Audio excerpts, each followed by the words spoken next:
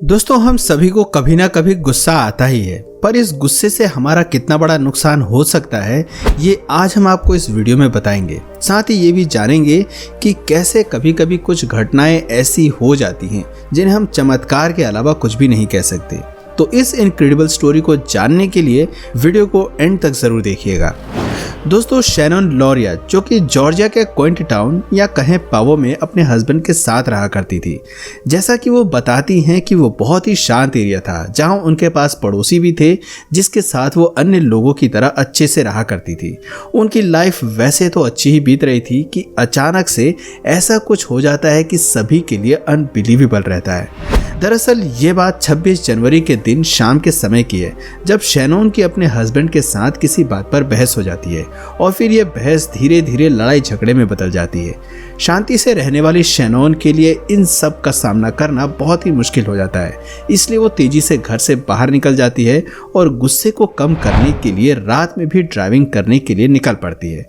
दोस्तों, वैसे तो शैनन हमेशा से ही ड्राइविंग करती रही हैं और ड्राइविंग के सभी रूल्स भी जानती हैं, पर आज उनका गुस्सा इतना तेज था कि वो बहुत ही फास्ट ड्राइविंग के लिए निकल पड़ती हैं। इस गुस्से के कारण वो सभी ड्राइविंग रूल्स को भी नेग्लेक्ट कर देती हैं। साथ ही इतनी तेज ड्राइविंग करती हैं कि उनके दिल की धड़कनें भी तेज हो जाती हैं। अगर आप कभी जॉर्जिया विजिट करने जाओगे तो आप भी वहां देखोगे कि वहां के सुनसान इलाकों की सड़कें दोनों तरफ से पेड़ों से ढकी रहती हैं, जो देखने में बहुत ही सुंदर लगती हैं और वहां विजिट करना भी बहुत अच्छा लगता है। मगर ये सुंदरता कभी कभी ट्रैवलर्स और ड्राइवर्स के लिए प्रॉब्लम का कारण भी बन जाती हैं, क्योंकि ये सड़कें बहुत ही लंबी और घुमावदार मोड़ लिए हुआ करती हैं और शायद यही सड़क शैनन की जिंदगी को एक अनोखा सबक सिखा गया। शैनन जब नेस्कर रोड के नाम से जाने जाने वाली इस सड़क पर ड्राइव कर रही होती हैं तो उन्हें इस रोड के सेफ्टी वार्निंग्स तो याद आती हैं, और वो अंदर से इतना टूट चुकी होती हैं कि वो इन सब को नज़रअंदाज करती चली जाती हैं। फिर कुछ समय बाद शैनन के सामने एक घुमावदार मोड़ आता है जिसे वो अपनी बहुत अच्छी ड्राइविंग स्किल्स की वजह से पार कर लेती हैं। हालांकि जब दूसरा मोड़ सामने आता है तो शैनन अपनी कार को संभाल नहीं पाती और कार बहुत ही तेजी के साथ फिसल जाती है, जिससे शैनन भी ड्राइविंग सीट से उछलकर पीछे वाली सीट पर आ जाती हैं।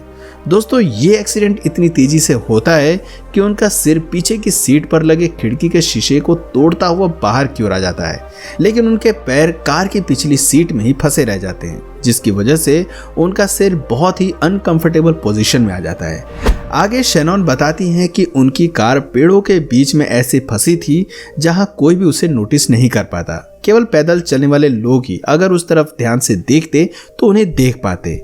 अब शैनन अपनी बची हुई ताकत से चिल्लाती हैं, लेकिन आसपास कोई भी ऐसा दिखाई नहीं देता जो उनकी मदद कर सके, और ये देखकर शैनन बहुत ही ज्यादा दुखी हो जाती है। साथ ही अपने हस्बैंड के साथ हुए लड़ाई के लिए भी वो खुद को शर्मिंदा महसूस करती हैं। इतना सब होने के बावजूद जब शैनन अपनी ताकत खोने लगती हैं, तभी अचानक से वहां कोई ऐसा आता है जिसकी वजह से शैनन की जान बच जाती है, और वो कोई और नहीं बल्कि एक डॉग होता है। जी हाँ, एक होमलेस डॉग जो अचानक से वहां आ जाता है, जिसके बारे में शैनन बताती हैं कि जब मैं कार में बुरी तरह से फंस चुकी थी और वहां कोई भी बचाने वाला नहीं था, तब मुझे नहीं पता कि वो कहां से आया, कौन उसका ओरिजिनल ओनर था। मुझे बस इतना याद है कि वो मेरे पास आया, फिर देखते ही देखते वो मुझे 100 फीट की दूरी तक खींच कर ले गया। वो मुझे घास के ऊपर और पेड़ों के बीच से निकलते हुए रोड के बगल में ले आता है। ये काम हर कोई नहीं करता, ये तो उसकी काइंडनेस ही थी जिसकी वजह से उसने मेरी हेल्प करी। उसके रोड के किनारे तक आने की वजह से ही ये पॉसिबल था कि कोई उसे देख ले और उसकी हेल्प कर सके। इतना हो जाने के बाद शैनन उस डॉग, जिसे हम कैनाइन भी कहते हैं, कि डिटर्मिनेशन से इंस्पायर होकर खड़े होने की कोशिश करती हैं, जिससे वो जल्दी से ही किसी की नज़र में आ जाएं। लेकिन वो इतनी कमज़ोर हो चुकी थी कि वो उठने के लिए भी जोर नहीं लगा पा रही थी।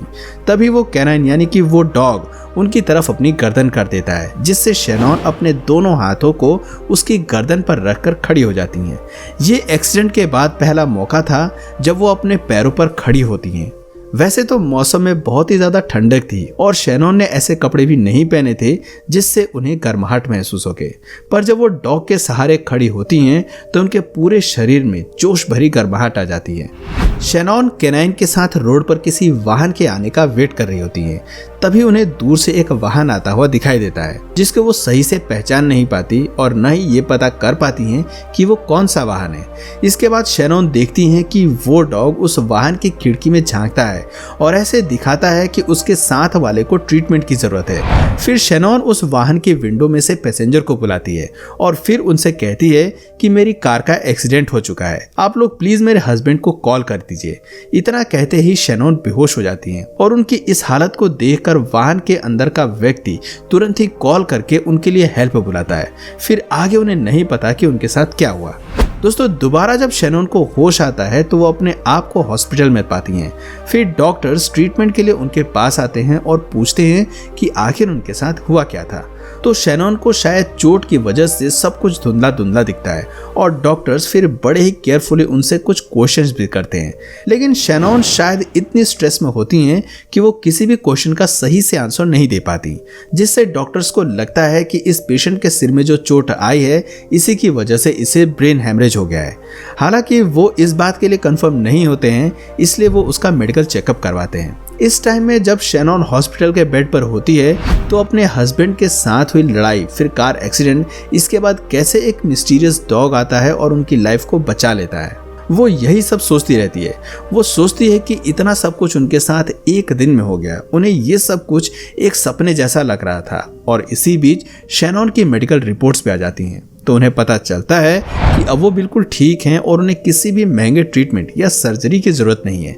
उन्हें जो चोट लगी है वो घर रहते हुए भी धीरे धीरे ठीक हो सकती है।